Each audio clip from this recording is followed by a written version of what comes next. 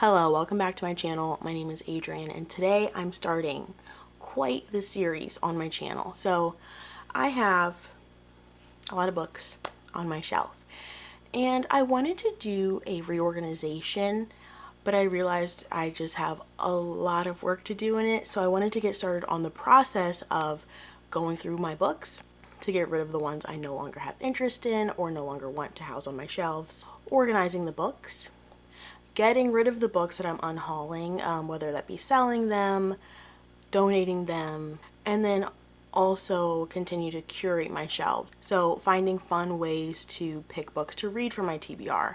Maybe gamifying a bit, going through my books and choosing more books to unhaul, like the Read It or Unhaul It series that I've seen other creators do. So just looking at curating my shelves, making them pretty, also cleaning them off because they are dusty, dirty, and then putting them in order so I can actually pull what I'm looking for, find books as I go, what a concept, and just have shelves full of books that I'm actually interested or want to keep seeing after I've read them. So may sound like a bit of a silly goal because how are my books not already like that? I don't know. I don't have the most fun organizing my bookshelf, so it's gotten a little out of hand and disorganized. But to start off this whole process, I first pulled some books that I want to get rid of. Kind of the low-hanging fruit. So a few years ago, I did sort of an unhaul, but instead of actually getting rid of the books and removing them from my space, I turned them around backwards on the bottom shelf. So like out of sight, out of mind, I felt like I'd gotten rid of them, but they're actually still here. So I've pulled 50 plus books of that. I probably have hundreds more to get rid of. I know. Tell me how you feel about that. I don't know. But I have 50 plus books here I'm going to be removing from my space finally.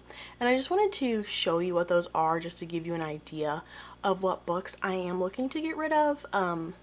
I am definitely moving away from the young adult genre, which honestly, I've already moved away from that for the past couple of years, but I still have a lot of them. So getting rid of those, getting rid of some of the just random thrillers or other genres that I've picked up along the way. So, enough of the rambling about what it is. I'm just going to show you, and some of them I'll just say the name, some of them I'll give you a quick telling of what they are, but there's a lot to get through, so let's get started. I have Ghosted by Rosie Walsh. You'll see quite a few Book of the Month picks in here. I love Book of the Month and I go crazy on that site and just love pulling things, but this is one that I actually started. I should definitely be checking to make sure I don't have any bookmarks in my books as I go, but this is one I had started, didn't really enjoy, so I'm ready to let it go. The Sundown Motel by Simone St. James. I read probably half of this book and it just wasn't for me. I'm letting it go now. Roar by Cora Carmack. This is a young adult fantasy which I thought I'd be obsessed with, but I never actually picked it up, so time to let it go. It's been many years. First We Were Four by Alexandra Sorowi. I can't remember if I read this one. I'll look at my Goodreads and let you know if I have, but either I haven't read it or I have and I just don't remember, but I have read this author before and I'm no longer interested. I have Black Girl Unlimited by Echo Brown. Killers of a Certain Age by Deanna Raybourn. I do have bookmarks. Oh, this is one of my favorite bookmarks. It's actually just a flyer for Zeno's Saltwater Taffy, but it's beautiful and I love it as a summer bookmark. But it was on page 110 of Killers of a Certain Age, which I DNF'd because I was very bored. The Upside of Unrequited by Becky Albertalli. I have read. I think I liked it. It's a young adult contemporary. Bonfire by Kristen Ritter. This one, I think I was excited because this is the actress who played Jessica Jones, but I don't think I'm interested in it anymore, and I've been burned multiple times by reading actor and actresses' books, so I don't think I'll want to read that one. I have a couple of Casey West books, so these I actually love. Casey West was like my favorite young adult author but I just don't feel a need to keep these. Pivot Point and Split Second. This one is the one I loved. It was like a split timeline of like the 2 ways this girl's life could go, and it was really fun.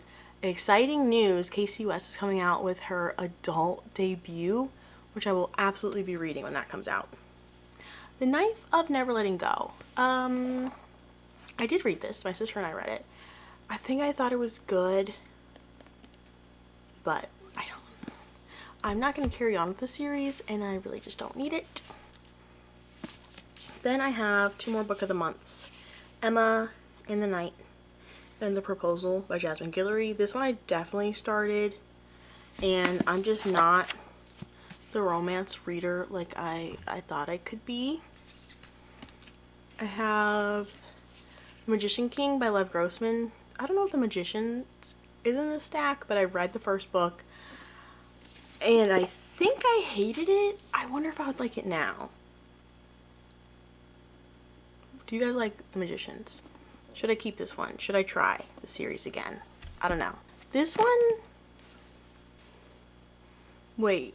Should I keep this?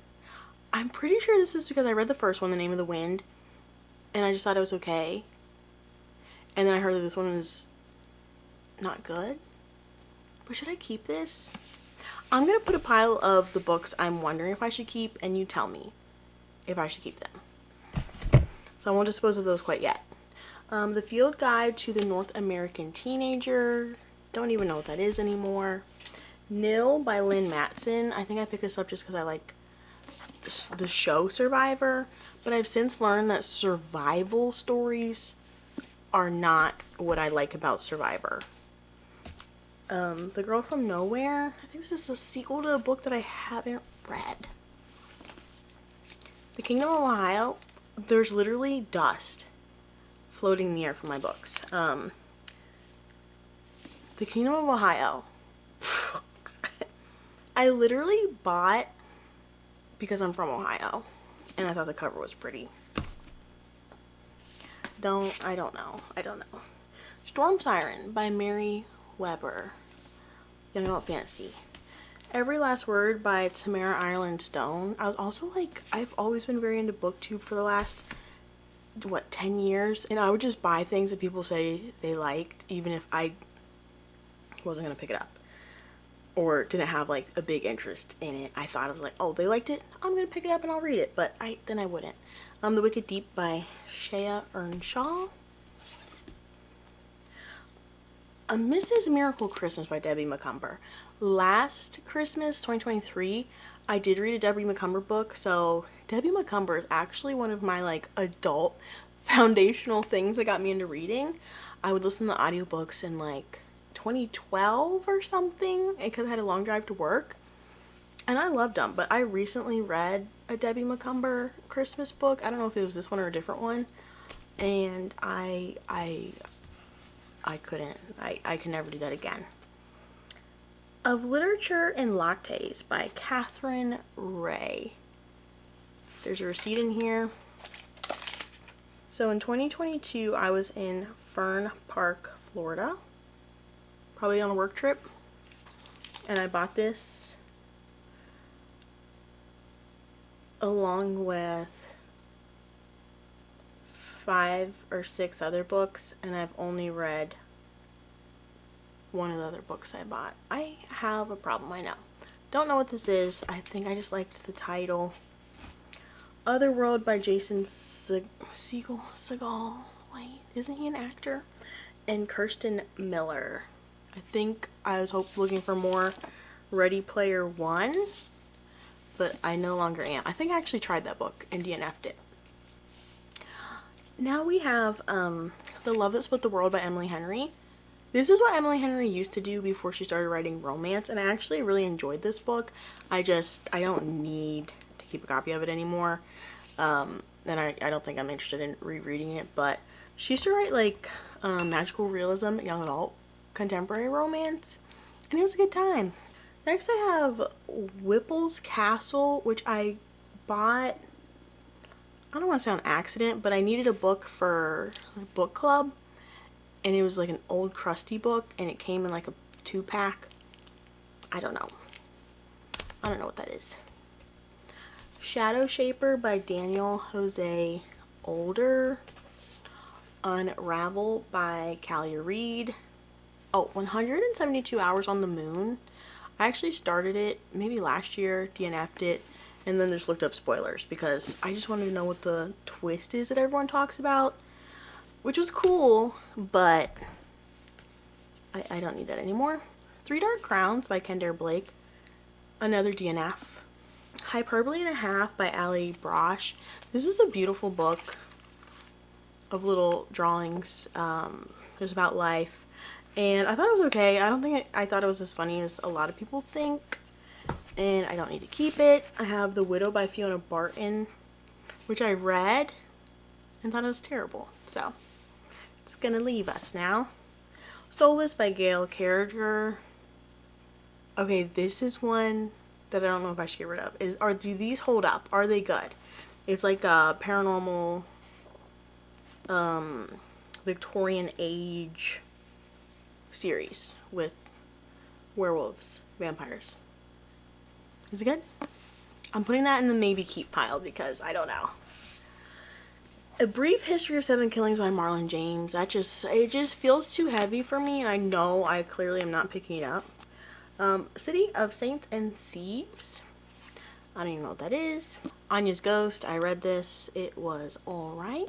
Simon versus Homo sapiens Agenda. Remember how big this book used to be? As in popular. I did read it. I thought it was good. I think I liked it better than the other Becky Abertally. Slasher Girls and Monster Boys has been on many an October TBR.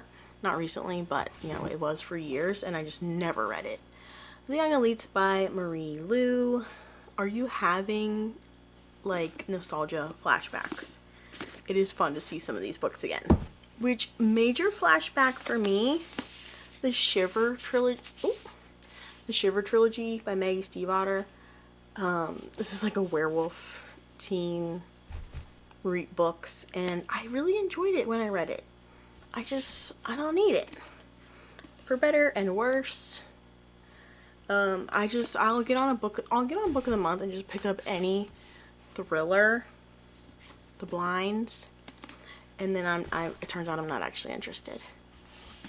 The Chemist by Stephanie Meyer. I've read many of Stephanie Meyer, but I don't think I'm interested anymore. Otherbound by Corinne Duvis. I don't know. The Glass Spare by Lauren DeStefano. This might have been like an Owlcrate book back in the day. Remember Owlcrate? Wait, does Owlcrate still run? Maybe it does. Midnight at the Electric by Jodi Lynn Anderson. Is this a maybe? Is this book good? I'm putting it in the maybe pile. And then an entire trilogy that I purchased without reading the first book. And it's just time to let go. Pathfinder, Ruins, and Visitors by Orson Scott Card. Or is it time to let it go? Probably. That's a really long series. And it's so dusty. I'm very interested to see if you can see the dust flying around. That's kind of gross. But anyways, those are all the books from my first big purge. There's many more to go. There's a lot to do back here that I'm excited to bring along with me. Please give me suggestions on if you prefer a certain structure for bookshelf reorganization, or if you have any fun ideas for TBR challenges or games or unhaul games of sorts. So I hope you enjoyed. Let me know if I'm making a mistake on any of these, because let's be real, they're not leaving today, so there's time for you to stop me. And yeah, let me know what I should do back here, how I should do it, because there's a lot of work coming up, but I'm excited to do it and bring you along with me for the journey. So thank you all so much for watching, and I will see you again soon, and we'll start tackling these bookshelves soon. So I will see you then. Thanks for watching. Bye.